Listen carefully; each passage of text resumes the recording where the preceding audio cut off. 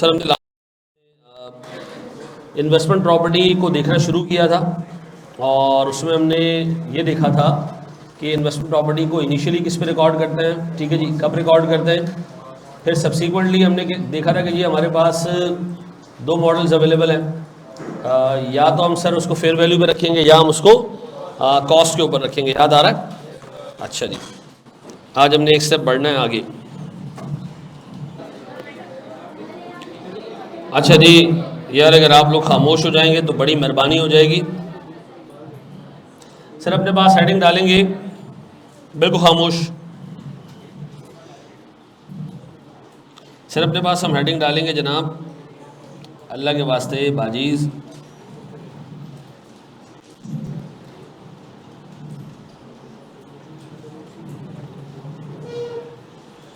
Sir हमने कुछ special rules पढ़ने, ज़रा उस पर ध्यान दीजिएगा प्लीज़, ठीक है। 5 रूल्स हमने पढ़ने, अच्छे तरीके से उसको देख लीजिएगा ताकि ये चीज़ हमारे जहन में बैठ जाए सर, ठीक है। और इन्हीं 5 रूल्स की बेसिस पे जो है वो बहुत सारे पेपर्स के सवाल आपको नज़र आएंगे, तो ये दिमाग में रखिएगा। देखिए मुझे एक बात बताएं, मैंने एक इन्वेस्टमेंट प्रॉपर्टी ख़रीदी, ठीक है जी, एक बिल्डिंग ख़रीदी, इसको मैं नाम दे रहा हूँ बिल्डिंग 1, ठीक है जी। ये पहली इन्वेस्टमेंट प्रॉपर्टी है हमारे पास। मैंने सोचा कि इस इन्वेस्टमेंट प्रॉपर्टी को मैं कैरी करता हूँ फेयर वैल्यू पे, किस पे, तो मैंने इसको डाल दिया जी फेयर वैल्यू पे, ठीक है। मेरी मर्ज़ी है, मेरी मर्ज़ी है या स्टैंडर्ड ने कहा है कि नहीं फेयर वैल्यू पे ही रखना है। कल हमने डिस्कस किया मनुष्यों कि जब आप एक दफ़ा एसेट को ख़रीद लेते हो रिकॉर्ड किस पे करते हो, तो लेकिन उसके बाद आपकी मर्ज़ी है कि आप उसको फेयर वैल्यू पे रखो या उसको कॉस्ट पे रखो। तो मैंने इसको किस पे रख दिया, फेयर वैल्यू पे। सर जब मैंने दूसरी प्रॉपर्टी ख़रीदी ना B2, मैंने कहा यार इसको मैं रख देता हूँ कॉस्ट पे, इसको मैं किस पे रख देता हूँ। अच्छा, स्टैंडर्ड ने मुझे मना कर दिया। स्टैंडर्ड ने क्या कहा कि जी आपने अपनी सारी इन्वेस्टमेंट प्रॉपर्टीज़ को एक ही तरीके पे चलाना है, या तो सब कॉस्ट पे चलेंगी या सारी फेयर वैल्यू पे चलेंगी। तो जब आपने पहली प्रॉपर्टी ख़रीदी थी और मॉडल फेयर वैल्यू डिफाइन कर दिया था, अब आप जितनी भी इन्वेस्टमेंट प्रॉपर्टीज़ खरीदोगे आप उसको किस पे रखोगे। मैंने कहा अच्छा मतलब कॉस्ट मॉडल अलाउड ही नहीं है। उसने कहा नहीं, कॉस्ट मॉडल अब ख़त्म कॉस्ट मॉडल। अब आप जिस जो है वो मज़हब में आ चुके, अब उसमें एक ही तरीके पर आपने चलना है, ऐसा। अच्छा, इसी तरह हमने ख़रीदी कौन सी प्रॉपर्टी, सर तीसरी प्रॉपर्टी। यार ये वाला पंखा अल्लाह के वास्ते नहीं खोला करो यार, कौन तंदूर में पैदा हुआ है, इतनी गर्मी उसको लगती है। यार ये बटन दबा के बंद कर दो, इससे इस माइक में आता है ना शोर आता है, वो रिकॉर्डिंग में फिर ख़राबी आती है। उस वाले बोर्ड में बेटा, सबसे कोने वाला जो बोर्ड है, हाँ इसमें, वेरी गुड, बेहतरीन। नहीं लाइटें खोल के रखो। अच्छा, फिर हमारे पास सर B3 हमने ख़रीदी, बिल्डिंग 3, हमने इसको भी फेयर वैल्यू पर रख दिया। फिर हमने ख़रीदी बिल्डिंग 4। अब जब बिल्डिंग 4 हमने ख़रीदी ना, ये हमने ख़रीदी मिसाल के तौर पर कोयटा में। कहाँ ख़रीदी? अच्छा, कोयटा में ऐसे इलाके में ख़रीदी जो कि कोई वेल डेवलप्ड एरिया नहीं था, ठीक है जी। जब हमने प्रॉपर्टी ख़रीद ली ना, और ये ख़रीदी भी हमने किसी दोस्त यार से, ठीक है, और हमने ख़रीदी से मिसाल के तौर पर इसकी कॉस्ट है 20 मिलियन रुपए, 2 करोड़ रुपए की ख़रीद ली हमने। अब हम गए सर एक दोस्त के पास, हमने कहा यार इस प्रॉपर्टी की फेयर वैल्यू क्या होगी। तो जिस दोस्त ने मुझे बेचा था उसने कहा भाई मैंने 2 करोड़ में आपको बेच दिया, लेकिन मे भी इसकी फेयर वैल्यू होगी 3-3.5 करोड़ रुपए। मुझे पैसों की ज़रूरत थी, मैंने आपको बेच दी। हमें कितने में पड़ी है ये? अच्छा, मैं गया एक ब्रोकर के पास, मैंने कहा इस प्रॉपर्टी की क्या वैल्यू है। ब्रोकर ने कहा मेरे हिसाब से तो ये 70 लाख की है। मैंने कहा क्या बकवास कर रहा है, 2 करोड़ की मैंने ख़रीदी है। उसने कहा यार इस जगह पे ना जनरली लोग घर ख़रीदते नहीं है या प्रॉपर्टी ख़रीदते नहीं है, तो आपने ख़रीद लिया है, तो मेरे हिसाब से 70-80 लाख रुपए की प्रॉपर्टी है। अच्छा, मैं दूसरे ब्रोकर के पास गया, मैंने कहा जी ये प्रॉपर्टी की फेयर वैल्यू, उसने कहा मेरे हिसाब से ये कोई 3 करोड़ की है। और मैंने कहा तुम लोगों का कोई दीन ईमान है या नहीं, जिससे ख़रीदा उसने 2 करोड़ बताया, एक ब्रोकर ने 80 लाख बता दी, अब आप 3 करोड़ बता रहे हैं। उसने कहा हाँ सर ये जगह अंडर डेवलप्ड है, लेकिन ये थोड़े टाइम में क्या होने वाली है, डेवलप होने वाली है। अच्छा, मैं तीसरे ब्रोकर के पास गया, उसने कहा सर मेरे हिसाब से तो ये जगह कोई 1.25 करोड़ की है। अब मुझे बताएं, आप जितने ब्रोकर्स के पास जा रहे हो, आपको जो फेयर वैल्यू का मेजर मिल रहा है, आप क्या ये कंक्लूड कर सकते हो कि ये फेयर वैल्यू के जो मेजर्स मुझे मिल रहे हैं ये रिलायबल है? नहीं सर, मैंने कंक्लूड कर दिया कि जी इसकी फेयर वैल्यू आसानी से मालूम नहीं हो सकती, और जो प्रॉब्लम आज है वो इंशाल्लाह आगे भी रहेगा। ठीक है जी, इंशाल्लाह आगे भी रहेगा। क्या मतलब क्या है, आगे भी इसकी फेयर वैल्यू मालूम करना आसान। अच्छा मुझे बताओ, प्रॉपर्टी की फेयर वैल्यू कहाँ से मालूम की जाती है? ब्रोकर से। और एक ब्रोकर तो है नहीं, हर ब्रोकर के पास जा रहा हूँ तो अलग अलग वैल्यू बता रहा है। तो मैंने कंक्लूड कर दिया कि इस पर्टिकुलर प्रॉपर्टी को अगर मैंने फेयर वैल्यू पे डाल दिया तो प्रॉब्लम ये आएगी कि इसकी फेयर वैल्यू 4 लोगों के हिसाब से इतना बड़ा गैप आ रहा है, तो मैं इसको किस पे वैल्यू करूं? तो मैंने कंक्लूड कर दिया ये कि इसकी फेयर वैल्यू ना आज रिलायबली मेजरेबल है, ना आगे होगी, ना आज है, और मेरा अंदाजा है कि आगे भी कोई इसकी फेयर वैल्यू रिलायबली मेजरेबल नहीं होगी। तो मैंने कंक्लूड किया कि मैं इसको कैरी करूंगा किस पे? कॉस्ट पे। भले आपकी बाकी 3 प्रॉपर्टीज किस पे चल रही हैं। अब मैंने कहा भाई स्टैंडर्ड मैं क्या कर सकता हूँ, गलत फेयर वैल्यू तो कैरी नहीं कर सकता, मैं इसको किस पे कैरी करूंगा? कॉस्ट पे कैरी करूंगा। मुझे बता दें, जो कॉस्ट मॉडल आपने पिक किया B4 के लिए, क्या ये मजबूरी में पिक किया है या ये जानबूझ के पिक किया है? ये मजबूरी में पिक किया गया, ऐसा। अब बताओ, मैंने पता किया जी इस एसेट की लाइफ होगी से 10 साल, कितनी? और मैंने सोचा कि इस प्रॉपर्टी की रेजिडुअल वैल्यू 10 साल बाद होगी, से मिसाल के तौर पर 5 मिलियन रुपए। कितने? अभी कितने की खरीदी है मैंने? 20 मिलियन की। लाइफ कितनी है? 10 साल। और मेरा अंदाजा 10 साल बाद रेजिडुअल वैल्यू कितनी होगी? बता, उसको डेप्रिशिएट कैसे करूं? आप 20 मिलियन में से क्या माइनस कर दें? 5 मिलियन, क्या रह गया? 15 मिलियन। इसको डिवाइड कर दे किससे? 10 से। क्या आ रहा है सर मेरे पास? कितने? 1.5 मिलियन का डेप्रिसिएशन। जब मैंने डेप्रिसिएशन बुक किया और मैंने IAS 40 को ये कहा कि देखें डेप्रिसिएशन सही बुक किया है, IAS 40 ने कहा हाँ कॉस्ट तो तुम्हारी सही है, लाइफ भी तुमने सही डिटरमिन की है। यार ये कैसे डिटरमिन की? हमने कहा, हमने अंदाज़ा लगाया कि जी 5-10 साल बाद इसकी वैल्यू क्या होगी। तो स्टैंडर्ड ने कहा भंगी, तू आज ये व्यू ले रहा है कि तेरे पास फेयर वैल्यू मालूम नहीं है तुझे, तो तुझे 10 साल बाद की वैल्यू कैसे मालूम होगी? मैंने कहा अच्छा, तो तुम आज ये व्यू ले रहे हो ना कि इसकी फेयर वैल्यू नहीं मालूम है। जब मनुष्य तेरे को आज नहीं मालूम है तो 10 साल आगे की वैल्यू कैसे मालूम हो गई तेरे को? तो मैंने कहा आप क्या करें? स्टैंडर्ड ने कहा जनाब, जो प्रॉपर्टी आप मजबूरन फेयर वैल्यू पे रखते, कॉस्ट पे रखते हो, आप उसकी रेजिडुअल वैल्यू क्या अज्यूम करोगे? 0 अज्यूम करोगे, ऐसा। अब जब मैं ये पढ़ा देता हूँ ना, तो पेपर में लोग जाते हैं और कहते हैं सर ने ये पढ़ाया था कि कॉस्ट मॉडल पे चलने वाली सारी प्रॉपर्टीज की रेजिडुअल वैल्यू क्या होगी। नहीं भाई, ये हमने मजबूरी में प्रॉपर्टी पिक की है। व्हाट इफ क्या मैं पहली प्रॉपर्टी खरीदता और मैं कहता मैं फेयर वैल्यू पे नहीं रखना चाह रहा हूं, मैं कॉस्ट मॉडल पे चलना चाह रहा हूं, क्या ये अलाउड था? हाँ अलाउड है। और मनुष्य यही पढ़ा है ना कल यार, कि आप जब पहली प्रॉपर्टी खरीदते हो तो आपको स्टैंडर्ड चॉइस देता है, कॉस्ट या फेयर वैल्यू। आपने कहा मैं कॉस्ट पिक कर रहा हूं। अब बताओ, जब कॉस्ट पिक की तो मजबूरन पिक किया जानबूझ के? अब आप इसकी रेजिडुअल वैल्यू रख सकते हो? हाँ, स्टैंडर्ड कहता है हाँ रेजिडुअल वैल्यू रखो। मनुष्यों, तुम लोग ने फेयर वैल्यू भी डिस्क्लोज करनी है। याद आ रहा है कल कॉस्ट मॉडल पढ़ा था, ये रहा। तुम लोग को रोज लितर मार के ना कल की क्लास की चीजें घर पे पढ़वानी चाहिए। तुम्हारे माँ बाप को करना चाहिए फोन कि चाचा ये जो पाल के रखा हुआ है ना तुमने, क्या पढ़ा था हमने कि अगर हमने डे 1 पे एक प्रॉपर्टी खरीदी, हमारी क्या है? चॉइस है। चॉइस किस चीज की है? कि हम उसको कॉस्ट मॉडल पे रखें यहाँ। तो जब आपने पहला प्रॉपर्टी कॉस्ट मॉडल पे रखा तो उसको डेप्रिशिएट करोगे, यस सर, उसकी इंपेयरमेंट टेस्टिंग करोगे, और मनुष्यों क्या करोगे? फेयर वैल्यू डिस्क्लोज करेंगे हम। और मैंने यहाँ जानबूझ के आपको यहाँ डेप्रिसिएशन का फंक्शन लिख के दिया था कि इस पर रेजिडुअल वैल्यू हमने क्या अज्यूम करनी है जो रेजिडुअल वैल्यू होगी। क्यों? क्योंकि यार मजबूरी नहीं है ये, क्योंकि आप फेयर वैल्यू जब आज डिस्क्लोज कर रहे हो तो 10 साल आगे की भी चीज़ निकाल ही लोगे ना, कोई टेंशन थोड़ी है। अब बताएं, हम कॉस्ट मॉडल पे इन्वेस्टमेंट प्रॉपर्टी को कब कब रखते हैं? या तो चॉइस से रखते हैं। अगर आपने पहली प्रॉपर्टी कॉस्ट मॉडल पे रख दी तो सारी किस पे रखनी पड़ेगी? उसमें रेजिडुअल वैल्यू 0 अज्यूम करोगे या एक नंबर अज्यूम करोगे? नंबर होगा। लेकिन अगर हमने सर कॉस्ट मॉडल पिक किया मजबूरन कब पिक करते हैं हम? जब उसकी फेयर वैल्यू रिलायबली मेजरेबल नहीं होती और हम फेयर वैल्यू मॉडल पे चल रहे होते हैं, और हम कहते हैं जब उसको कॉस्ट मॉडल पे रख रहे हैं क्योंकि हमें फेयर वैल्यू मालूम।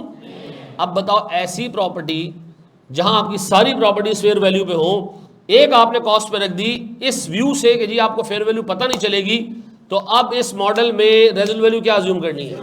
0 अज्यूम करनी है। मैं फिर बता दूं, ये 5 थ्योरी के पॉइंट्स हैं।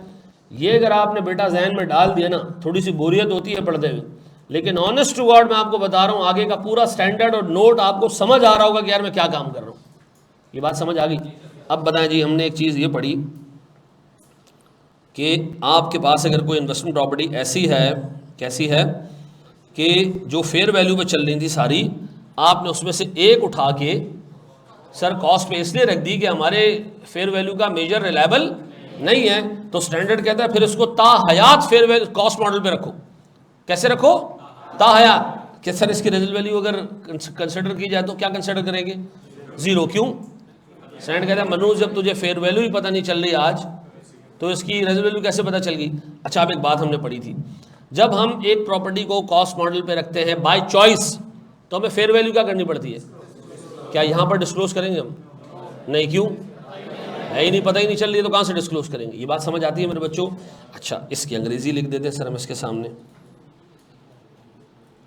अब तक माशाल्लाह 24 क्विज आ चुके हैं, ठीक है जी, FAR 1 के। कितने? 24 क्विज आ चुके हैं FAR 1 के, ठीक है, माशाल्लाह माशाल्लाह 24 क्विज आ चुके हैं। और मैं आपको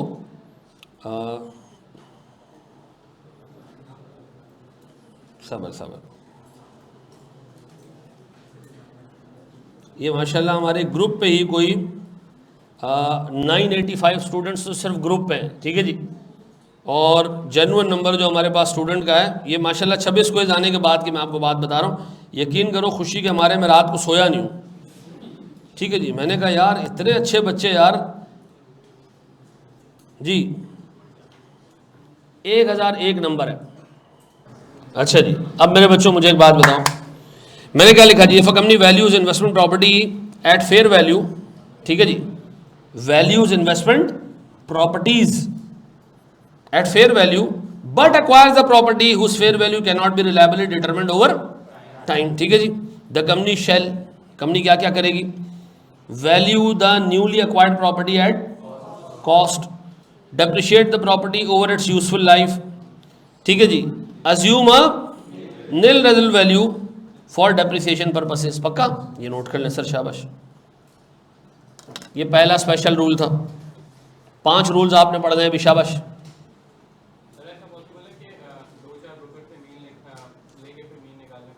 देखो मीन निकालने के लिए भी जो 2-4 ब्रोकर्स आपको वैल्यू बताए ना, उसमें 2-4% का फ़र्क होना चाहिए। एक आपको कह रहा है जी ये 3 करोड़ की है, दूसरा आपको कह रहा है 70 लाख की, अब मीन निकालने का फ़ायदा नहीं है,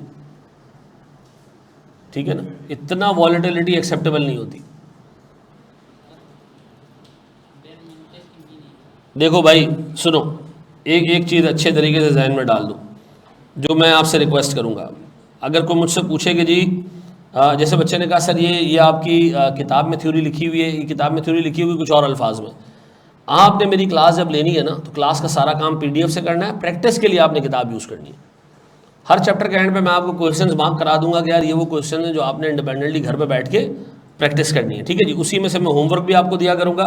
मैं अभी तक होमवर्क इसलिए मैनुअल दे रहा हूँ अलग अलग कि बहुत सारे लोगों के पास किताब नहीं थी, लेकिन सबसे मेन डॉक्यूमेंट क्या होगा हमारा? ये मेरा PDF होगा, पूरा कोर्स इस PDF पे आ रहा होगा, ठीक है जी। ऐसा क्यों सर? मैंने आपको उस दिन भी एक बात बताई, मेरी सबसे बड़ी लिमिटेशन ये है कि मैं सामने आवाम को देख के पढ़ाता हूँ, अपनी किताब को देख के नहीं पढ़ाता। ये जितने बच्चे यहाँ बैठे हुए हैं ना, बुरा नहीं मानना मेरी बात का, आप लोग एक एवरेज लाइन से नीचे के बच्चे हो, मेजॉरिटी। तो मैं अगर चीज़ को थोड़ा सा तेज़ी से पढ़ाऊँगा ना, तो फिर वही रिजल्ट आएगा जो अभी पिछले दिनों में आया था, ठीक है जी। तो मैं बिल्कुल मैकेनिकल नहीं चल सकता। बच्चे आते हैं बेचारे लाहौर से कि जी वो हमारे तो टीचर्स ऐसे होते हैं कि उनको डे 1 पे पता होता है कि जी उनको 7वीं क्लास में क्या पढ़ा। मुझे नहीं पता होता भाई, मैं आवाम को देखता हूँ, उसके हिसाब से मैं चीज़ें कराता हूँ, ठीक है जी। कभी एक चैप्टर मैंने 4 दिन में करा दिया। ये इन्वेस्टमेंट प्रॉपर्टी में आपको पीछे 2022 के नोट्स दिखाऊँ तो 4 दिन में ख़त्म हो गया। क्यों? वहाँ बच्चे थोड़े थे, बच्चे तेज़ थे, 2-2 घंटे की 4 क्लासों में निपटा दिया। आपके साथ मुझे टाइम लगाना पड़ेगा। अच्छा, दूसरा मैं आपको एक इम्पॉर्टेंट बात बता दूँ, ठीक है जी। ये कल हमने बैठ के ये डिस्कशन किया भाई, मैं अब अपनी क्लास ना 10 बजे से लगाऊंगा अगले वीक से, ठीक है, और फिर इसको 10 से मैं लेके जाऊंगा 9:45, ठीक है जी। क्योंकि मुझे डेली आपकी कम से कम 2.25 घंटे की FAR 1 की क्लास लेनी पड़ेगी, तो मैं जाके आपको इस लेवल पे काम करा दूंगा कि आपके फिर इंशाल्लाह अपनी ही बगैरती होगी फेल होने में, ठीक है जी। मेरे एंड से फिर जो है वो बात ख़त्म हो जाएगी। आपने बस साथ देना, मैं आपको प्रैक्टिस भी क्लास में करा रहा हूँ, ठीक है। क्या चीज़? 10 और फिर एक हफ्ते में 9:45 कर देंगे हम, ठीक है जी। अच्छा, आकाश की जो क्लास है वो अब आप डिसाइड कर लें, या आप आकाश से पढ़ लें और मेरे फिर जो लेक्चर है वो रिकॉर्डेड ले लें, या मुझसे पढ़ लें, उसके लेक्चर रिकॉर्डेड ले लें, या एक ही टीचर से पढ़ें, ठीक है जी। क्योंकि ना इस तरह वो कोर्स कंप्लीट करा पाएगा ना मैं कंप्लीट करा पाऊंगा, ठीक है जी। मुझे टाइम चाहिए थोड़ा सा। बिल्कुल होगी यार, ये बहुत अच्छी बात इस बच्चे ने बताई। वो सारी प्रॉपर्टीज बेटा जो कॉस्ट पे कैरी हो रही है उनकी इम्पेयरमेंट टेस्टिंग भी होगी, लिख लो इसको यहाँ पे, will be tested for impairment, ठीक है जी। Company shall test the property for impairment if conditions arise, ठीक है जी। किसके अंदर? हाँ बताऊंगा बिल्कुल सेपरेटली इसको। सब्सिक्वेंटली फेयर वैल्यू पता चल जाए, वेरी गुड, आ रहा है, थोड़ा सा आगे आ रहा है। अच्छा जी, हो गया।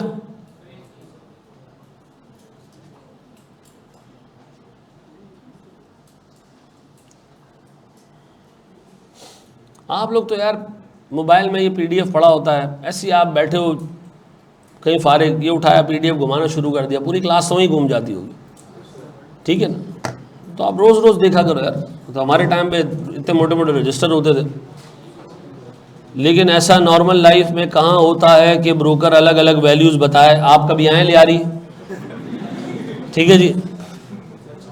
नहीं, मैं आपको ऑनेस्टली बताऊँ, एक दफ़ा लियारी के हालात इतने ख़राब हुए, 2009-10 की बात है, मैं रिसेंटली क्वालिफाई हुआ था, कि बिल्कुल घर के नीचे जाओ तो रेंजर्स खड़ी हुई है, हालात ख़राब, चौधरी असलम आगे अंदर घुसा हुआ है, वो रहमान डकैत और छोटा डकैत और बड़ा डकैत और अरशद पप्पू और ठीक है जी जेंगो, पता नहीं क्या क्या दुनिया जान के, और हम उसमें जा रहे होते थे। फिर हमने डिसाइड किया कि यार यहाँ से निकलते गुलशन जाते हैं, तो हमने सोचा अपना घर बेच देते। घर हमने जब बेचना शुरू किया तो किसी ने 12 लाख वैल्यू लगाई, किसी ने 10 लाख वैल्यू लगाई। हमने कहा छोड़ दो इसको। किसी ने कहा कब्ज़ा हो जाएगा, हमने कहा भाड़ में जाए, इतने में बेचने से अच्छा कब्ज़ा ही हो जाए। तो हम चले गए,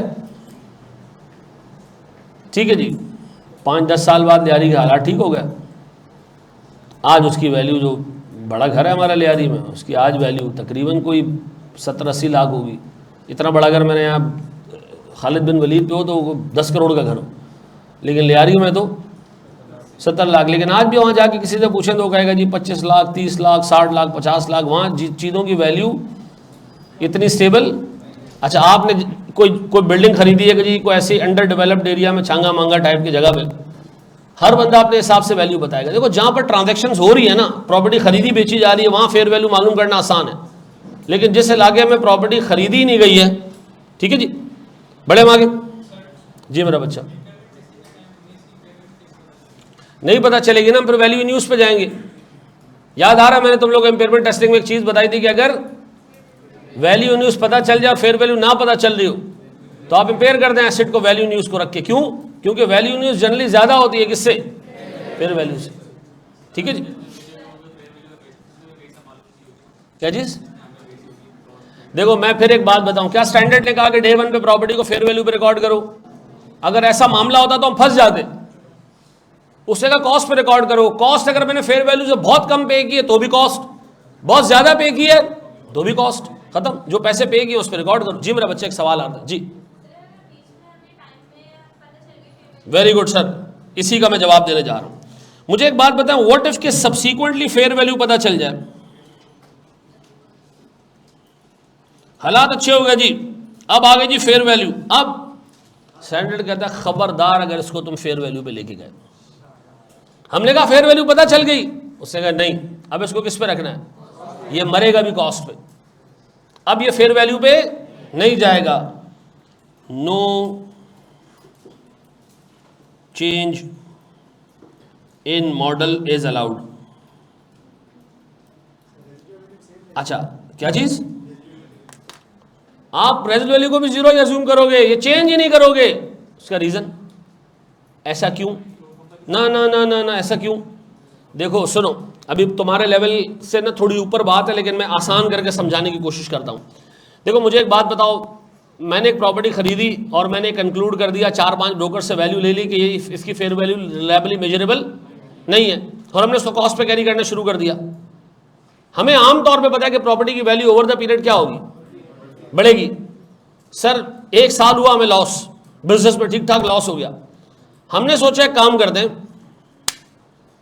प्रॉपर्टी को फेयर वैल्यू पे कन्वर्ट कर लेते हैं। इससे क्या होगा, एकदम से गेन आ जाएगा और ये सारा लॉस क्या होगा, उस गेन के साथ मर्ज हो जाएगा, जिंदगी सुकून में आ जाएगी, शेयर होल्डर्स के सामने इज्जत भी खराब नहीं होगी।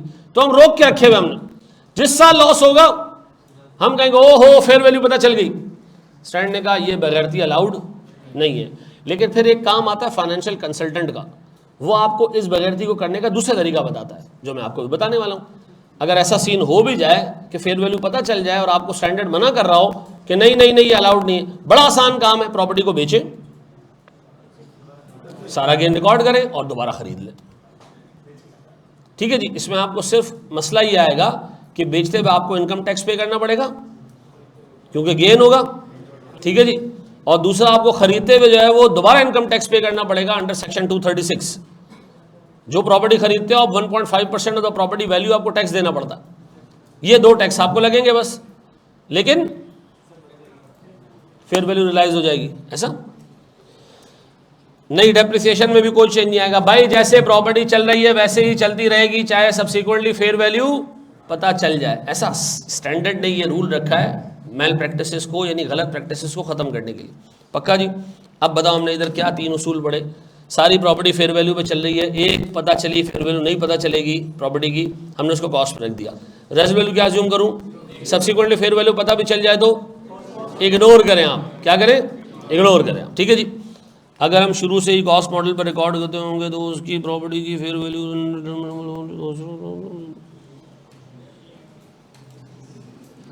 देखो मैं उर्दू ज़ुबान में फिर बात कर दूं। आप चल रहे कॉस्ट मॉडल पे, गौर से सुनना, आप चल रहे कॉस्ट मॉडल पे, आपने एक प्रॉपर्टी खरीदी, आप उसको डेप्रिशिएट करते हुए रेज़िडुअल वैल्यू को कंसिडर करोगे। हाँ, क्यों, हमने बाय चॉइस कॉस्ट मॉडल पे किया है। लेकिन अगर वहां भी कोई ऐसी प्रॉपर्टी आ गई कि जिसकी फेयर वैल्यू रेज़िडुअल वैल्यू पता नहीं चल रही है तो जीरो अज्यूम कर लोगे। क्या टेंशन है, सर मैं कॉस्ट मॉडल पे चल रहा हूं, मेरे पास सारी प्रॉपर्टीज किस पे, कॉस्ट मॉडल पे। एक ऐसी प्रॉपर्टी खरीद ली जो जंगलात में, उसकी फेयर वैल्यू नहीं पता चल रही, क्या करूं मैं, वो तो वैसे ही कॉस्ट मॉडल पे हमने रखना है, फिर रेज़िडुअल वैल्यू को क्या अज्यूम करूं, जीरो अज्यूम कर ले, खत्म।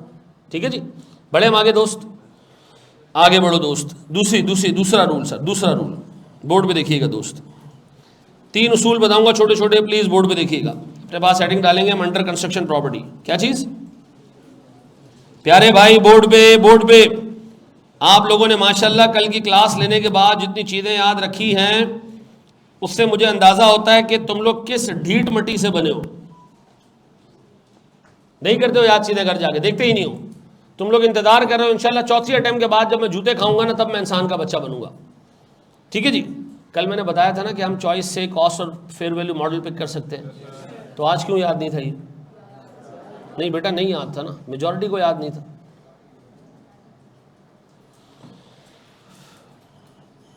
आपके सामने एक बंदा गया गटर में गिर गया गटर में, डूब गया अंदर, आपने भी उसी रास्ते पे जाना है, क्या करोगे?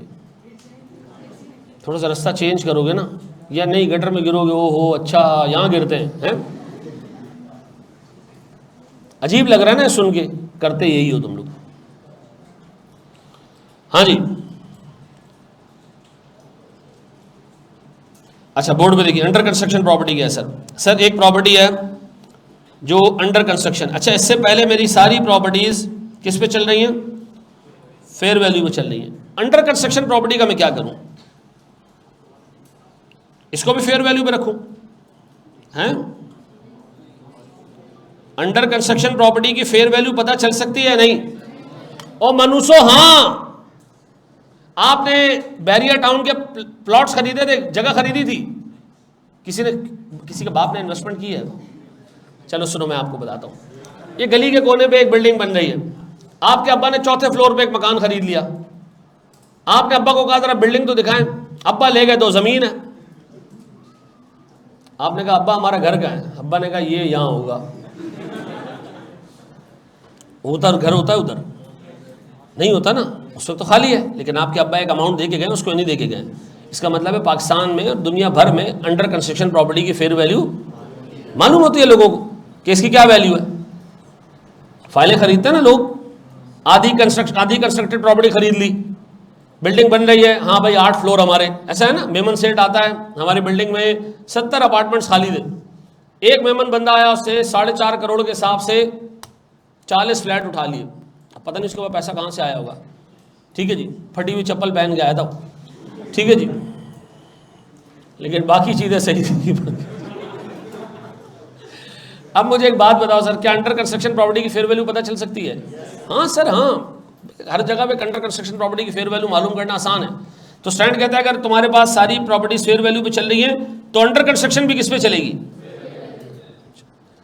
आपने कहा जी अंडर कंस्ट्रक्शन प्रॉपर्टी की फेयर वैल्यू मेरे इलाके में तो मालूम करना पॉसिबल नहीं है। स्टैंड कहता है अच्छा, तो फिर इस अंडर कंस्ट्रक्शन प्रॉपर्टी को कैरी करो किसके ऊपर? कॉस्ट के ऊपर, और जब ये कंप्लीट हो जाए तो फिर फेयर वैल्यू पता चल रही हो तो फिर फेयर वैल्यू पे ले जाओ। ऐसा है? फिर रिपीट कर रहा हूं, क्या अंडर कंस्ट्रक्शन प्रॉपर्टी को भी फेयर वैल्यू पे रखना है? हाँ, अगर बाकी फेयर वैल्यू पे तो उसको भी फेयर वैल्यू पे रखना है। अंडर कंस्ट्रक्शन प्रॉपर्टी की अगर फेयर वैल्यू नहीं पता चल रही है तो स्टैंड कहता है इसको कॉस्ट पे रखो, और जब ये कंप्लीट हो जाए तो उसको, अच्छा मुझे बताओ, अंडर कंस्ट्रक्शन प्रॉपर्टी को जब आप कॉस्ट पे रखोगे तो इसकी डेप्रिसिएशन बुक करते हुए रेजिडुअल वैल्यू को क्या अज्यूम करोगे? और जानती हो अंडर कंस्ट्रक्शन प्रॉपर्टी कब डेप्रिशिएट होती है? जब बनेगी, अवेलेबल फॉर यूज होगी, तब डेप्रिशिएट होगी ना। किससे पढ़ा इंट्रो? मैंने नहीं पढ़ा इंट्रो। याद रखो भाई, प्रॉपर्टी को डेप्रिशिएट करना कब शुरू करते हैं हम? जब वो अवेलेबल फॉर यूज हो। जब अंडर कंस्ट्रक्शन प्रॉपर्टी को डेप्रिशिएट, अब बताओ, मैंने आपको 3-4 बातें दोबारा बताई, मेरी सारी प्रॉपर्टी फेयर वैल्यू पे, अंडर कंस्ट्रक्शन को किस पे रखूं? फेयर वैल्यू पता नहीं चल रही है तो, और डेप्रिशिएट ना करें, कॉस्ट पे रखने के बाद डेप्रिशिएट, जब कंप्लीट हो जाए तो चेक करें फेयर वैल्यू अवेलेबल है तो फेयर वैल्यू पे रख लें। ऐसा? ये बात समझ आती है? अच्छा, अब गौर सुनना दोस्त, स्टैंडर्ड कहता है ठीक है, एक जलालत और आपको बताते हैं। मैंने एक प्रॉपर्टी खरीदी और अंडर कंस्ट्रक्शन थी वो, और उसकी फेयर वैल्यू पता चल रही है, अंडर कंस्ट्रक्शन प्रॉपर्टी की फेयर वैल्यू जैसे ही कंप्लीट हो गई, मैंने कहा फेयर वैल्यू पता नहीं चल रही, कहां गई फेयर वैल्यू? ये अलाउड है? मैंने कहा जी अंडर कंस्ट्रक्शन में फेयर वैल्यू पता चल रही है, जैसे ही कंप्लीट हुई हमने कहा ओहो फेयर वैल्यू गायब हो गई है।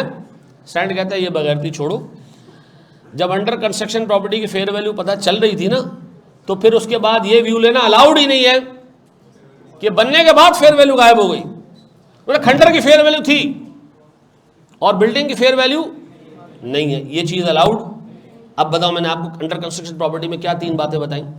सारी प्रॉपर्टीज फेयर वैल्यू पे, अंडर कंस्ट्रक्शन भी फेयर वैल्यू पे होगी। अगर फेयर वैल्यू पता नहीं चल रही है तो कॉस्ट पे रखो, जब कंप्लीट हो जाए तो फेयर वैल्यू पे ले जाओ। अंडर कंस्ट्रक्शन प्रॉपर्टी की अगर फेयर वैल्यू पता है तो फिर आप ये व्यू नहीं ले सकते कि बनने के बाद फेयर वैल्यू गायब हो गई, ये चीज़ अलाउड नहीं है। ऐसा? अब इसकी अंग्रेजी लिख लो। अच्छा आए जरा इसको देखते हैं सर। ये कह रही है company measure the investment properties at fair value, it shall also value the property under construction at fair value. खत्म।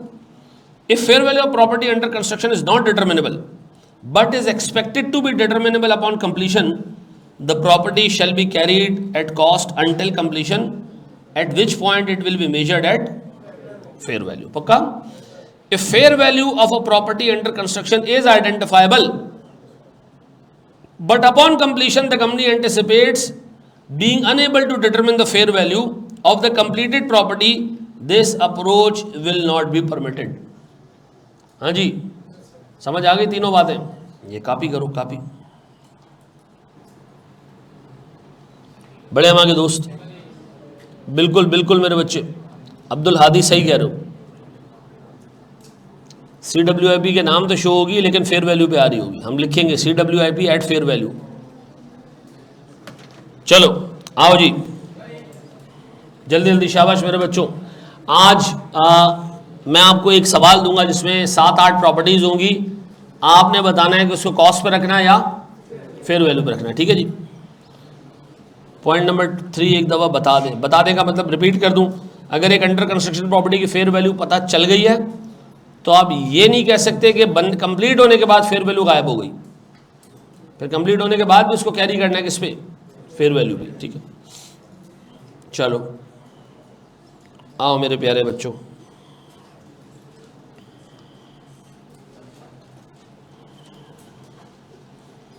सर मार्केट डिसअपियरेंस, एक प्रॉपर्टी चल रही है फेयर वैल्यू पे, किस पे चल रही है, फेयर वैल्यू पे चल रही है, फेयर वैल्यू पे चल रही है, फेयर वैल्यू पे चल रही है, एकदम से उस इलाके में खाना जंगी छिड़ गई और अब फेयर वैल्यू डिटरमाइन करना मुश्किल है, तो क्या करें।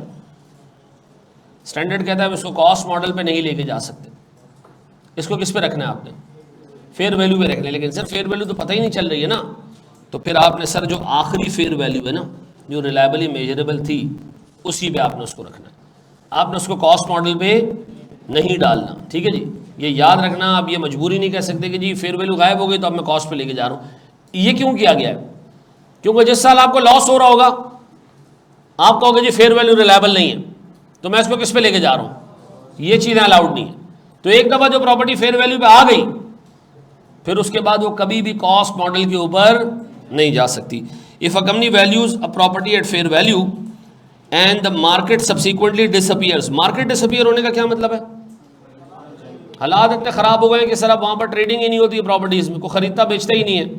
ठीक है जी, making the fair value indeterminable. अभी आपने कोविड जब आया था 2020-21 में, तो सब प्रॉपर्टीज़ की वैल्यू ज़मीन पे आ गई थी, तो पाकिस्तान में बहुत सारी कंपनीज़ ने ये व्यू लेने की कोशिश की थी कि मार्केट क्या हो गई है, डिसअपियर हो गई है, अब तो है ही नहीं मार्केट, तो हम इसको कॉस्ट मॉडल पे लेके जा रहे हैं। तो मना कर दिया था सर, ऐसे भी नहीं, कोई ये काम नहीं करेगा। किस पे रखेंगे हम सारी प्रॉपर्टीज़ को, फेयर वैल्यू पे। सर वो फेयर वैल्यू तो रिलायबल ही नहीं है। स्टैंड ने कहा ठीक है रिलायबल नहीं है ना, तो जो आखिरी रिलायबल फेयर वैल्यू थी ना उसी पे आप क्या नहीं करो।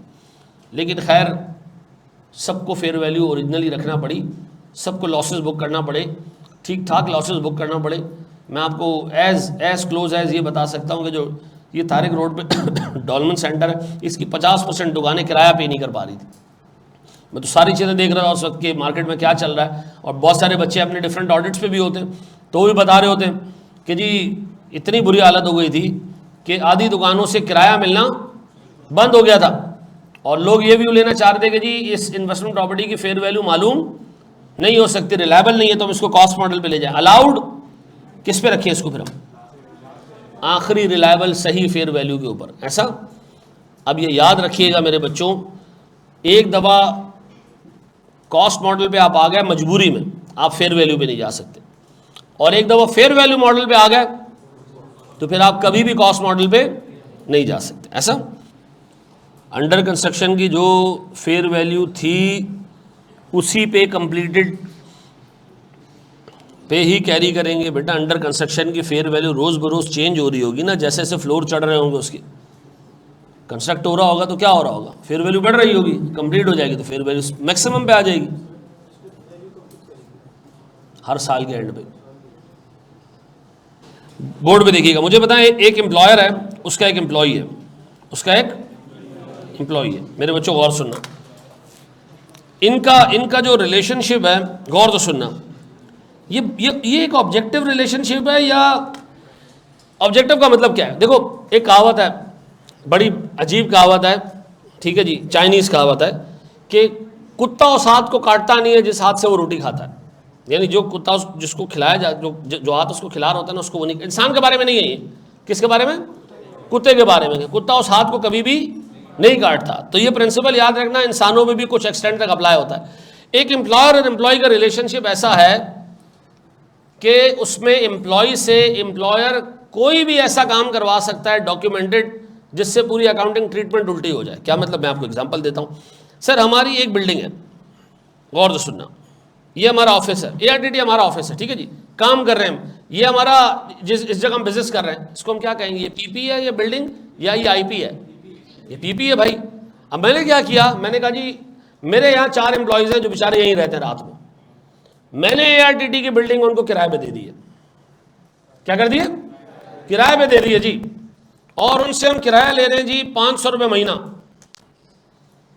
तो हम सोच रहे हैं कि इस बिल्डिंग को IP बना दें, हैं, उनसे हमने लिखवा लिया जी कि आप हमारे किराएदार और आपसे महीने के हम कितने ले रहे हैं, 500 रुपये। अच्छा, मार्केट का रेंट पता है कितना है, 5 लाख। तो ऑडिटर आया, उसने कहा जी इतने सस्ते में थोड़ी कोई रेंट पे देता है, ये तो गलत बात है, तो ये आईपी नहीं है। मैंने कहा रुको, हाँ भाई अली 5 लाख रुपए का रेंट आप दे दो हमें। कितने का रेंट दे दो? 5 लाख का रेंट। सर वो 5 लाख का रेंट कहाँ से देगा? बेटा मैं पहले उसको दूंगा सैलरी के नाम पे, फिर वो उससे ही क्या करूंगा, वापस ले लूंगा किस नाम पे, रेंट के नाम पे। ठीक है, 5,40,000 रुपए हमने दिए उसको, ये तुम्हारी सैलरी, अब 5 लाख रुपए दे दो रेंट। ऑर्डर को हमने कहा आप खुश हो, अब मानते हो ये बिल्डिंग इन्वेस्ट, अब हमें इजाजत दो फेयर वैल्यू पे रखें और इसके ऊपर गेन बुक करें। तो स्टैंडर्ड ने कहा एम्प्लॉयर और एम्प्लॉय का रिलेशनशिप ऐसा है कि उसमें ऑब्जेक्टिविटी, सच्चाई ना होने के बराबर होती है। एम्प्लॉयर कुछ भी चाहे तो एम्प्लॉय से, बता अकाउंटिंग के टर्म्स में ऐसे हंस रहे हो, हरामखोरों में यही बात करूंगा और क्या करूंगा। एम्प्लॉयर और एम्प्लॉय के बीच में जो हिसाब किताब है ना, एम्प्लॉयर अकाउंटिंग करने के लिए एम्प्लॉय से कुछ भी बुलवा सकता है। वो ये करवा सकता है कि अपनी ही इस बिल्डिंग को डिक्लेयर करवा दे कि क्या है ये इन्वेस्टमेंट प्रॉपर्टी। क्यों? हमने ये जगह अपने एम्प्लॉयज को रेंट पे दी हुई है। भाई रात को रुकते हैं ना एम्प्लॉय यहाँ पे, तो भाई होता ही है कि हमारे यहाँ 4 एम्प्लॉय है और पूरी बिल्डिंग में वो रुकते हैं रात को, तो ये पूरी बिल्डिंग क्या हो गई, आईपी हो गया। आईपी होने में फ़ायदा क्या है? फेयर वैल्यू पे रख सकते हैं हम। फेयर वैल्यू का चेंज कहाँ जाएगा? पीएनएल में जाएगा, तो गेन ही गेन है, बेहतरीन काम है। स्टैंडर्ड ने कहा जनाब आप एम्प्लॉयज़ को अगर प्रॉपर्टी देंगे ना रेंट पे, चाहे वो रेंट मार्केट रेंट के बराबर क्यों ना हो, वो प्रॉपर्टी आईपी नहीं बनेगी। वो प्रॉपर्टी आईपी, तो इसको लिख लो अपने पास। ये आ चुका है पेपर पे एक दफ़ा, एमसीक्यूज़ में है कि जी एम्प्लॉयर ने एम्प्लॉय को प्रॉपर्टी दी है और रेंट मार्केट रेंट से कम है, मार्केट रेंट से ज़्यादा है। एम्प्लॉयर और एम्प्लॉय का रिलेशनशिप ऐसा है कि हाँ जी, property is rented out to employees even at market compatible rents shall not be classified as investment properties. ठीक है जी, है ये लास्ट आइटम में है, वेरी गुड जी। अब ये ऐसी बारीक सी लाइन है, कोई भी नहीं पढ़ता। स्टैंडर्ड में कहीं कोने खुदरे में एक लाइन लिखी हुई है डिस्कस करना था, तो वो इन्वेस्टमेंट प्रॉपर्टी नहीं है। ठीक है जी, वो पीपी है। मैंने आपको कितने रूल्स बता दिए? 4-5 रूल्स है, ये हिफ्ज करने, हिफ्ज।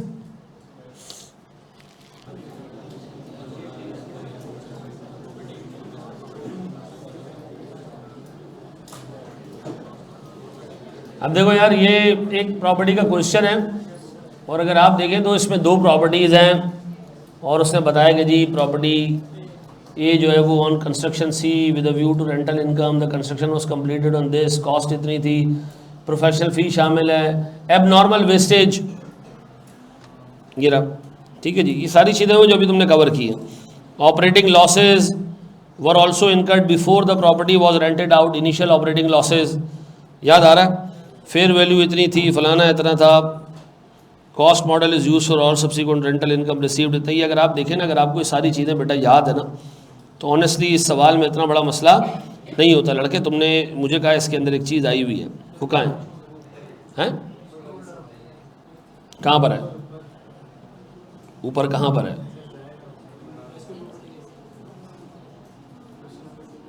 क्वेश्चन नंबर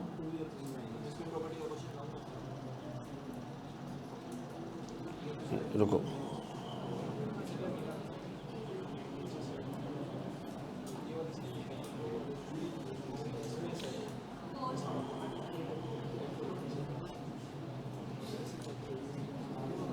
अच्छा मुझे एक बात बताओ, एक इंपॉर्टेंट लाइन यहाँ लिखी है, some vehicles have been given on rent by PL, these should have been included in the investment property but instead they are included in PP. ये गलती है। रेंट पे दिया तो इन्वेस्टमेंट प्रॉपर्टी होनी चाहिए ना, और लानती हो नहीं होनी चाहिए। क्यों? व्हीकल्स हैं। इन्वेस्टमेंट प्रॉपर्टी का स्टैंडर्ड किस पे अप्लाई होता है? लैंड और बिल्डिंग के ऊपर। ठीक है जी, कहाँ गया भाई, तू मुझे घुमाई जा रहा है, किधर है? लानतिया, अभी स्टेटमेंट चेंज कर दिया तूने। इस टाइप का आया था, तूने ऐसी पलटी मारी, तेरे आसरे हम यहां आ गए।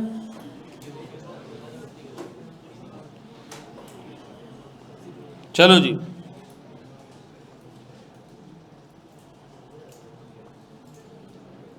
ये तो नहीं था तेरा, नहीं, ये तो ईपीएस का क्वेश्चन। अच्छा जी, अब हम आ रहे हैं सर आखिरी हेडिंग की तरफ। अल्लाह के वास्ते बोर्ड पे देखना दोस्त, आप यकीन करो अगर किसी बंदे ने स्टडी टेक्स्ट का एक एक लाइन कवर किया ना, मैं ऑनेस्टली आपको बताऊं, मैं ये जितने भी ये नोट्स आपके लिए डेवलप कर रहा हूँ ना, मैं स्टडी टेक्स्ट की एक एक लाइन को रीड करता हूँ कि यार इस पर मुझे एक्सप्लेनेशन देने की ज़रूरत है तो मैं दे रहा हूँ। आपने शायद लास्ट टाइम ये इवन मुझसे भी अगर पढ़ा हो ना, तो इतनी ज़्यादा थ्योरी मैंने नहीं पढ़ाई होगी। क्यों? मुझे लगा कि यार ये पेपर प्रैक्टिकल है। नहीं सर, उसने लास्ट टाइम ईपीएस में भी इस तरह की चीज़ें पूछी हैं, बोरिंग कॉस्ट में पूछी हैं, जो किताब के किसी कोने खांचे में 2 लाइनें लिखी हैं। ठीक है जी। सर मुझे एक बात बताएं, एंसेलरी सर्विसेज क्या होती हैं? सुनो, मैं आपको एग्जांपल देता हूँ, गौर से सुनो। ये बिल्डिंग है, इस बिल्डिंग में ये मैंने नया स्टाइल की बिल्डिंग है, बस आप अज्यूम करो, ठीक है। ये मैंने आपको बिल्डिंग ना रेंट पे दे दी, आप सारे मेरे टेनेंट्स हो, ठीक है जी। आपसे मैं रेंट ले रहा हूँ महीने का 5 मिलियन रुपए, ठीक है जी, ये रेंट ले रहा हूँ मैं आपसे। आपने कहा सर सिक्योरिटी सर्विसेज भी दे देना, पैसे ले लें उसके, आपको ज़्यादा पता है कि सिक्योरिटी गार्ड कहाँ से मिलते हैं, तो अच्छे ले आए कोई, सर खड़े कर दे जरा बिल्डिंग के आसपास। तो मैंने सर आपसे कहा जी मैं आपसे पैसे लूँगा 1 लाख रुपया। कितना? 1 लाख रुपया, और मैंने आपको सिक्योरिटी सर्विसेज दे दी। अब बताओ मेरी कमाई, ये इन्वेस्टमेंट प्रॉपर्टी है 2 जगह, किन 2 जगह से रेंट भी ले रहा हूँ आपसे और सिक्योरिटी गार्ड के पैसे भी ले रहा हूँ। ऐसा स्टैंडर्ड कहता है रेंट लेना तो सही है, ये जो बाकी चीज़ों के तुम पैसे ले रहे हो ना, ये है एंसिलरी सर्विसेज, और इसके पैसे in connection to the rent, इनके पैसे in connection to the rent, material नहीं होना चाहिए। क्या नहीं होना चाहिए? मटेरियल। मुझे बताइए कितने % है रेंट का? ये 20% है। लानतिया। तो अब मुझे एक बात बताओ सर, मटेरियल का मतलब वो चीज़ जो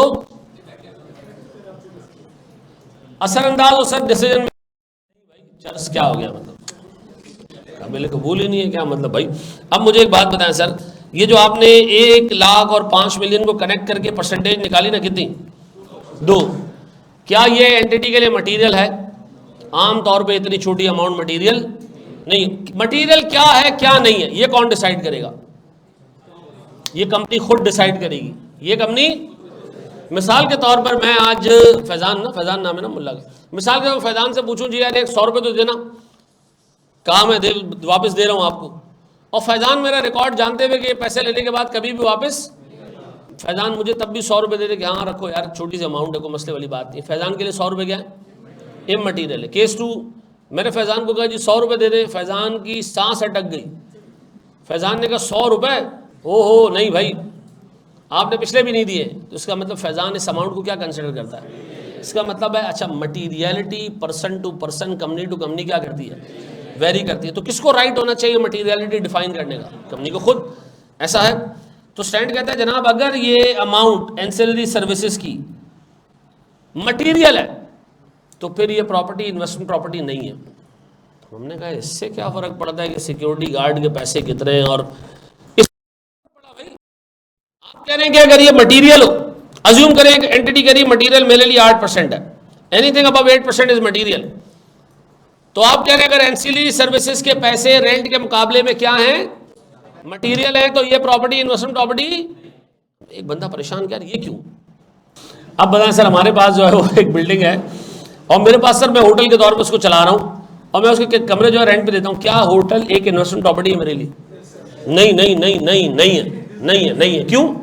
आप कह रहे हो यार कमरे रेंट पे देते, नहीं भाई नहीं है। क्यों? होटल चलाना एक बिजनेस है। होटल के अंदर किराया अगर 5,000 है तो सर खाने पीने के पैसे और रेस्टोरेंट की बाकी सर्विसेज के पैसे वो होंगे सर 3,000 रुपए। ऐसा तो ये इन रिलेशन टू रेंट क्या है? मटीरियल है। तो सर स्टैंडर्ड इसलिए कहता है कि सारे होटल्स इन्वेस्टमेंट प्रॉपर्टी के डेफिनेशन से बाहर है। अब वो ये लिख के तो नहीं दे सकते रहे कि जी all hotels will be out of the context, नहीं। उन्होंने क्या कहा, उन्होंने कहा जी आप एक काम करें, रेंट और एंसिलरी सर्विसेज को लिंक कर दें।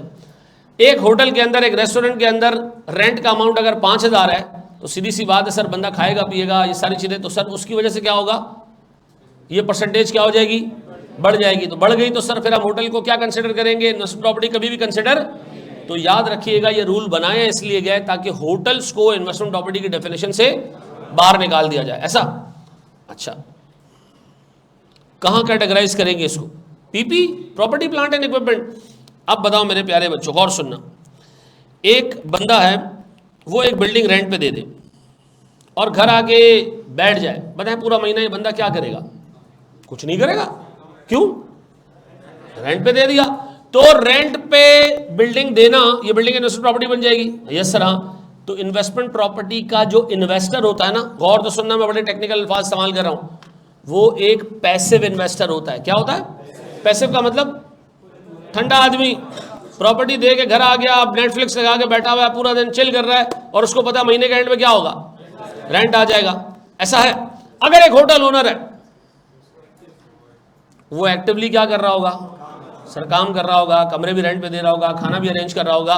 तो इसका मतलब ये कि इन्वेस्टमेंट प्रॉपर्टी का इन्वेस्टर एक्टिव नहीं होता, क्या होता है। तो स्टैंडर्ड कहता है भैया ancillary services provided with the investment property if substantial, substantial का मतलब है एक material amount, means that property should not be classified as investment property, ऐसा है आसान। Any services provided with the investment property, वो रेंटल इनकम के मुकाबले में मटीरियल नहीं होना चाहिए। Investor in such properties should behave as passive investor rather than active managers who engage in managing property for income generation. Sir वो अपनी property को कई सारे तरीकों से इनकम जनरेट करने के लिए यूज करते हो, ये एक्टिव इन्वेस्टर है, ये पैसिव इन्वेस्टर नहीं है। तो मुझे बताओ होटल का मालिक क्या करता है, खाली बैठा हुआ है, रेंट पे दे रहे कमरे, नहीं सर, सर खाना पीना, ये सर हीटर वीटर पता नहीं क्या कुछ अरेंज करना, सारी चीज़ें, चाय पानी, ये सब कुछ अरेंज करना उसकी जिम्मेदारी है। तो इसके पैसे चार्ज करता है वो, और ये पैसे चार्ज करने की वजह से क्या होता है सर, एक्टिवली काम करता है वो। तो सर स्टैंडर्ड कहता है फिर ये आपके लिए इन्वेस्टमेंट प्रॉपर्टी नहीं है, बल्कि ये आपके लिए प्रॉपर्टी प्लांट एंड इक्विपमेंट। क्यों, क्योंकि भैया आप रेंटल इनकम के लिए थोड़ी बैठे हो, आपकी तो हरकतें इंडिकेट कर रही हैं कि बाकी का अमाउंट भी क्या है, मटीरियल है। तो सर फिर ये एंसिलरी सर्विसेज की इनकम अगर मटीरियल है तो हम इसको इन्वेस्टमेंट प्रॉपर्टी क्लासिफाई। अच्छा, फिर अब मुझे ये बताओ, ये परसेंटेज कौन डिटरमिन करेगा कि मटीरियल कितने परसेंट है। अब इसके ऊपर पूरा पैरा दिया हुआ है तुम्हारी किताब के अंदर। ये पैरा ना, ऑनेस्ट टू गॉड मैं आपको बताऊं, जिस तरीके की वर्डिंग्स लिखी हुई है ना, ये अनलेस कि आपका कोई प्रैक्टिकल एक्सपोजर हो, कि आपको पता हो कि ये रूल बना किस लिए। हम एक ही चीज़ बच्चे को पढ़ा रहे हैं, एंसिलरी सर्विस मटीरियल नहीं होनी चाहिए। वो क्यों नहीं होनी चाहिए, ये रूल बना किस लिए, in order to keep hotels and restaurants out of the definition of investment property, बस ये इसीलिए बनाई। अब देखो क्या कह रहा है, determining whether ancillary services significantly affect the arrangement requires judgment to classify property as investment properties.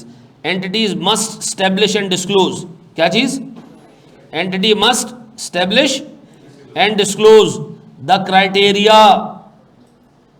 ठीक है जी। इसका मतलब है ये परसेंटेज मटीरियलिटी की कौन डिटरमिन करेगा, पूरे पैरा का मतलब क्या होगा भाई, ये जज करने के लिए कि इन्वेस्टमेंट प्रॉपर्टीज के साथ जो एंसिलरी सर्विसेज है वो मटीरियल है या नहीं है, जज करने के लिए आपको परसेंटेज डिटरमिन करनी पड़ेगी। वो डिटरमिन कौन करेगा, कौन करेगा, वो कंपनी खुद करेगी और अपने तक नहीं रखेगी इन्फॉर्मेशन। सर ये पब्लिक को भी बताएगी कि जी अगर एंसिलरी सर्विसेज की इनकम रेंट इनकम के मुकाबले में 8% हो गई तो फिर हम क्या करेंगे, इस प्रॉपर्टी को इन्वेस्टमेंट प्रॉपर्टी नहीं रहने देंगे, फिर ये क्या बन जाएगी, ऐसा है। याद रहेगा मेरे बच्चों, ये कॉपी कर ली।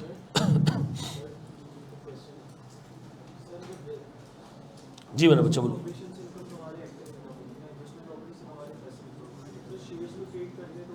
वो एक्टिव इन्वेस्टर है, शेयर्स लेके हम बैठे तो नहीं रहते हैं, हर बार हमें ब्रोकर के पास फोन आ रहा होता है कि सर ये लॉस हो रहा है, बेच दूं, खरीद लूं।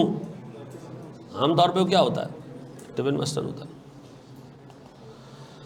चलो जी, काइंड, ये हमारे 5 रूल्स थे भैया जो हमने यहाँ ख़त्म किए जी।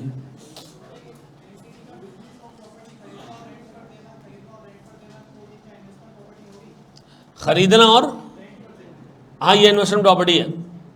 एक कंपनी का बिजनेस ये भी होता है कि कुछ प्रॉपर्टीज वो खरीद के बेच देती है, कुछ को रेंट पे दे देती है। तो अगर रेंट पे दे रही है प्रॉपर्टी तो वो इन्वेस्टमेंट प्रॉपर्टी है, ठीक है ना, वो मसला नहीं है।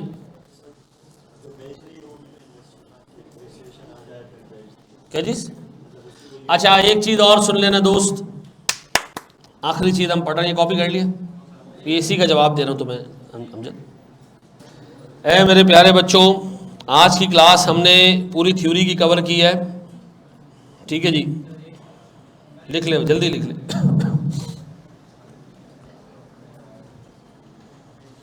और कल से हम अपनी क्लास, नहीं कल से नहीं बल्कि आकाश का वो बोरिंग कॉस्ट का चैप्टर कब ख़त्म हो रहा है? थोड़ा सा रह गया ना, बस वो ख़त्म हो जाए तो फिर आप लोग जो है वो एक टीचर से पढ़ लें, ठीक है, ताकि उसको भी अच्छा टाइम मिल जाए, मुझे भी अच्छा टाइम मिल जाए। जी मेरा बच्चा, यार होमवर्क ने मैं दबा गया ना तुम लोगों के लिए, वो बना रहा हूँ मॉक के क्वेश्चंस, ताकि एक साथ में तुम लोगों को 5-5, 6-6 दे दिया करूँ, ठीक है ना? हाँ जी, मॉक के सवाल सॉल्व किए।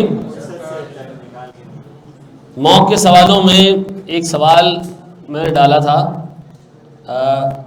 गवर्नमेंट ग्रांट और इम्पेयरमेंट का मिला के, इसमें मैंने डेप्रिसिएशन के ऊपर मंथ्स में हिसाब रखा था, वो देख लेना, बड़ा अच्छा सवाल है। दूसरा मैंने आपसे एक सवाल पूछा था जिसमें इम्पेयरमेंट टेस्टिंग हो रही है और नेट कैश फ्लोज दिए हुए, उसके इम्पैक्ट्स को रिवर्स करना था, ये देख लेना मेरे भाई। मैं बड़ी मेहनत से आपके लिए ये मॉक के सवाल तैयार कर रहा होता हूँ, ये कोई ऐसी फजूल चीज़ नहीं है जिसको तुम साइड पे रखे जा रहे हो।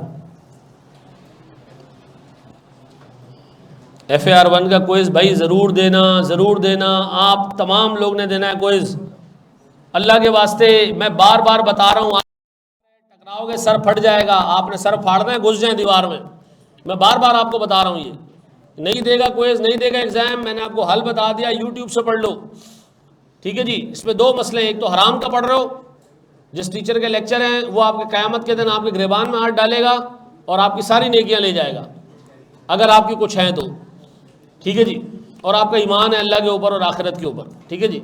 मसला ये हमारे यहाँ ईमान का बड़ा इशू है। और दूसरा बड़ा मसला ये कि उसमें टेस्ट और क्विज नहीं है। अच्छा बोर्ड पे देखो दोस्त, मुझे एक बात बताओ, मैंने आपको कहा था, गौर से सुनना, मैंने आपको कहा था कि इन्वेस्टमेंट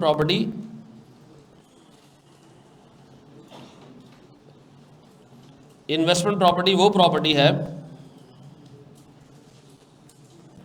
जो आपने परचेज की हो, किसके लिए? आज उसको अपडेट कर दो, डेफिनेशन अपडेट कर दो। मैं कह रहा हूं जी, लैंड और बिल्डिंग acquired